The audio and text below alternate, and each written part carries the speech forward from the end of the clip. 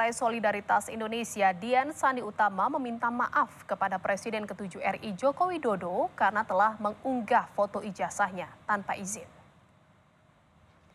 Dian Sandi Utama mengunjungi kediaman Jokowi di Solo, Jawa Tengah. Dian mengaku kedatangannya ditujukan untuk bertemu Jokowi dan meminta maaf secara langsung karena sudah mengunggah foto ijazah Jokowi ke media sosial tanpa izin. Sandi mengungkap Jokowi merespon baik permintaan maafnya tersebut.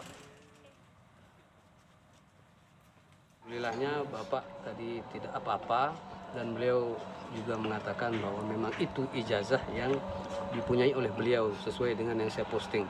Jadi kedatangan saya hanya itu saja. Tidak ada arahan sama sekali, itulah kenapa saya datang ke sini untuk meminta maaf. Beliau maafkanlah tentu, karena niat saya kan memang tidak pernah untuk mempermalukan beliau kan.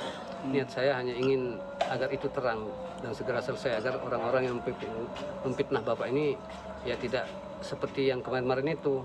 Kan itu harkat martabat orang di situ gitu. Saudara Kompas